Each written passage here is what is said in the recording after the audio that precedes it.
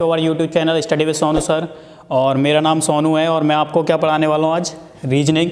ठीक है, और रीजनिंग में भी हम करेंगे काउंटिंग ऑफ फिगर्स। लेकिन इससे पहले आपसे एक रिक्वेस्ट है कि हमारे चैनल को ज़्यादा से ज़्यादा सब्सक्राइब कर लीजिए और हमारे चैनल पर जुड़ जाइए, क्योंकि हमारे चैनल पर आपको रीजनिंग हो, मैथ हो, ठीक है, राजस्थान जी को, सभी जो एग्ज़ाम्स में जो भी सब्जेक्ट्स आपसे पूछी जाती हैं उन सभी की आपको क्लासेस मिलने वाली हैं। तो हमारे चैनल से ज़्यादा ज़्यादा जुड़ जाइए और हम आपको स्टडी का बेस्ट प्लेटफॉर्म यहाँ पर देने वाले हैं। ठीक है, तो मेरी आज इंट्रोडक्शन क्लास है, तो स्टार्ट करते हैं। काउंटिंग ऑफ फिगर्स जो टॉपिक है, ज़्यादातर जो मोस्टली एग्जाम से सभी में पूछा जाता है। देखो अभी आपका रेलवे ग्रुप डी आ रहा है, ठीक है, तो सभी में ज़्यादातर पूछा जाता है, तो ये हमारे लिए बहुत इंपॉर्टेंट टॉपिक है। तो पहले हम बात करते हैं स्क्वायर्स की। ठीक है, स्क्वायर और रेक्टेंगल की। तो मैं 3 फिगर बना रहा हूँ, इन्हें आप अपनी कॉपी में बना लीजिए। ठीक है,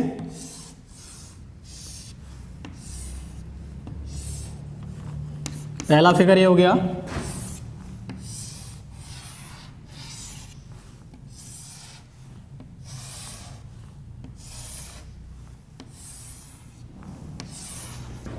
दूसरा,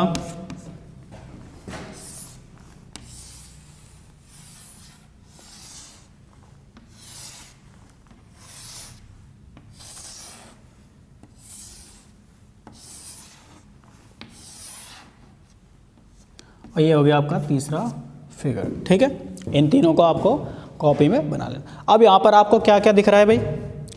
एक तो आपको स्क्वायर दिख रहा है। स्क्वायर मतलब क्या होता है भाई? वर्ग। हिंदी में क्या बोलते हैं स्क्वायर को? वर्ग। और दूसरा आप क्या बोल सकते हो, यहाँ पर आपको रेक्टेंगल भी दिखेंगे, तो आपसे कोई सा भी वो पूछ सकता है क्वेश्चन। और रेक्टेंगल को हिंदी में क्या बोलते हैं? आयत।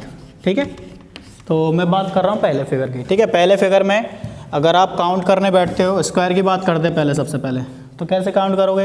1, ये हो गया आपका भाई फर्स्ट, चलो ठीक है, 2, 3, 4 और एक ये बड़ा वाला 5। ठीक है भाई, आपके हो गए 5। ठीक है, ठीक है।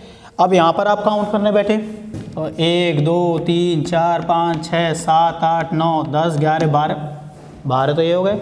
आपने आंसर 12 लगा दिया तो आपका आंसर हो जाएगा गलत। क्यों?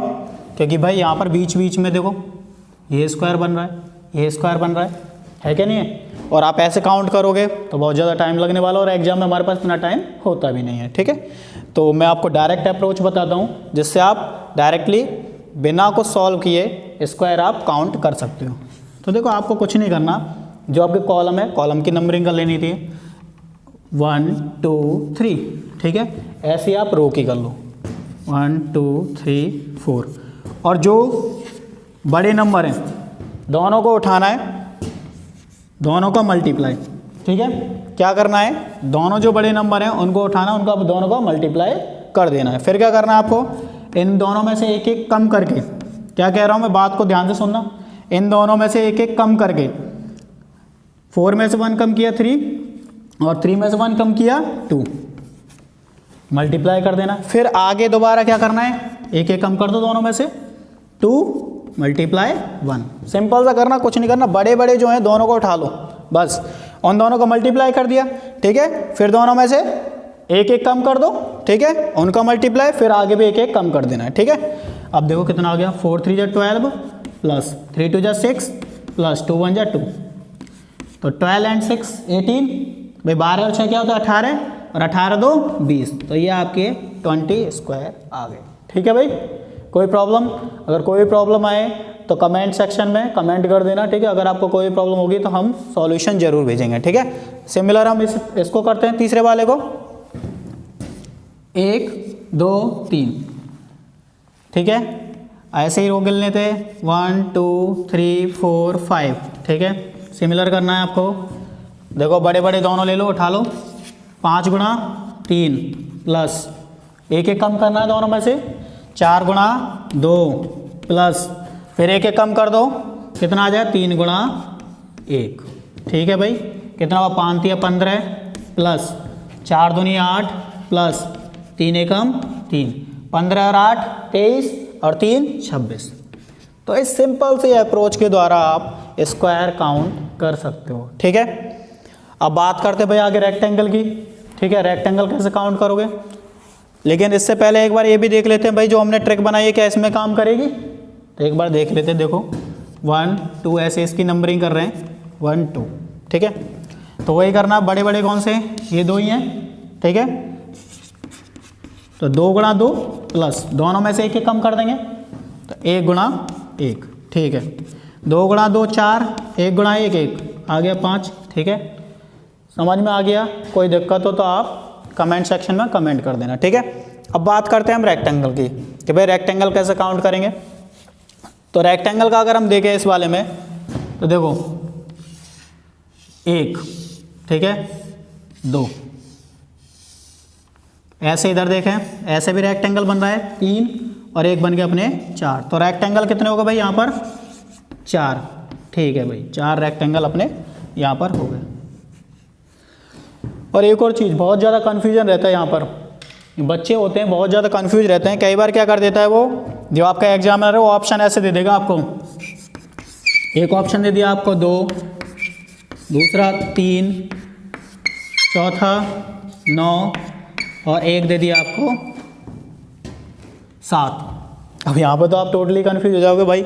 यहाँ पर तो देखो ना, तो अब आपका तो 4 आ रहा था ना, तो यहाँ पर 4 है, ऑप्शन में 4 है ही नहीं है, बिल्कुल भी गिवन नहीं है। आप कहोगे सर अब कौन सा लगा, तो सिंपल सी बात है, ऑप्शन क्या होगा आपका सी करेक्ट। क्यों? क्योंकि वर्ग भी आयत होता है, समझ में आ रही है। तो जो वर्ग है वो आपका आयत होगा। तो यहाँ पर जो आपके वर्ग हैं कितने 5, आयत कितने 4, 5 4 कितने होते हैं 9, ठीक है। चलो एक और देख लेते हैं भाई, अगर आपको ऐसे दे दे तो 2 3 4 7, अब आपको 4 दे रखा है, ठीक है, और कोई ऑप्शन तो आपको दे नहीं रखा कि 9 दे रखा हो तो आप उसको टिक करते, 4 है तो 4 आपका करेक्ट है, ठीक है। लेकिन एक ऑप्शन ऐसा होता है जिसमें वो आपको दोनों देगा, समझ आ रहा है, दोनों देगा, तो आप कैसे किसको टिक करोगे? तो सिंपल सा आपको 9 को ही टिक करना, ये बात याद रखना, ठीक है। कन्फ्यूज बिल्कुल होने की ज़रूरत नहीं है, ठीक है। आपको किसको टिक करना है 9, क्योंकि वर्ग आपका आयत ही होता है, तो इसलिए हम वर्ग को आयत में काउंट करते हैं, ठीक है।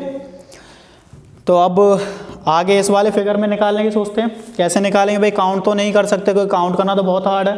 तो आपको कुछ नहीं करना, जो आपकी काउंटिंग है इसी तरीके जैसे हमने स्क्वायर में की थी, इसी टाइप से यहाँ पर भी काउंटिंग कर लेनी है, ठीक है। 3 4, ठीक है। आपको क्या करना है, ये जो है कॉलम कॉलम इन सभी को प्लस कर लेना है। कितना हो गया? 3 और 2 5 और 1 6, ठीक है भाई, 6 हो गया। गुणा इनको जो रो हैं इनको प्लस कर देना, 4 और 3 7 और 2 9 और 1 10, कितना आ गया टोटल 60। समझ में आया भाई? आपको क्या करना है, जो भी आपके कॉलम है मतलब स्तंभ हैं, ठीक है, उन सभी को प्लस कर लो, और जो आपकी रो हैं उन सभी को प्लस कर लो, उन दोनों का गुणा कर दो। अब यहाँ पे सबसे बड़ी प्रॉब्लम ये भी है भाई, ये भी कन्फ्यूजन है आपके लिए कि सर ये जो रेक्टेंगल आए हैं क्या स्क्वायर को मिलाकर आए या फिर अलग आए? तो यहाँ पर देखते हैं एक बार पहले। तो देखो 2 + 1 3, ठीक है, ऐसे ही 2 + 1 3, कितने आ गए भाई? 9 आ गए। मतलब ये जो आपकी अप्रोच है, इससे आप जो रेक्टेंगल निकालो वो टोटल रेक्टेंगल आपको यहाँ पर मिल जाएंगे, ठीक है। तो अगर आपको सिंपल रेक्टेंगल पूछता, अगर ये नहीं होता तो आप क्या कर दोगे, रेक्टेंगल में से स्क्वायर का जो मान है उसको माइनस कर दोगे। जैसे यहाँ पर रेक्टेंगल निकालने ओनली, तो रेक्टेंगल की बात करें तो कितना हो जाएगा 60 - 20, कितना आ गया आपके 40 आपके यहाँ पर सिर्फ रेक्टेंगल होंगे, मतलब आयत होंगे, ठीक है। ऐसे इसमें निकाल लेते हैं, लास्ट क्वेश्चन कर लेते हैं अपना। देखो ऐसे प्लस करो, 3 और 2 5 और 1 6, ठीक है, 6 गुणा 5 और 4 9, 9 और 3 12 और 2 14 और 1 15, कितने हो गए 15 6 90, ठीक है। तो ये 90 जो है आपके क्या है, टोटल कुल आयत हैं, ठीक है। कुल आयत मतलब यहाँ पर वर्ग भी आपके शामिल है, ठीक है। तो आशा करता हूँ आपको मेरी क्लास बहुत अच्छी लगी होगी, और आगे भी मेरे साथ बने रहिए, मैं आपके लिए और भी अच्छी वीडियो यहाँ पर लाता रहूँगा, ठीक है। Thank you, like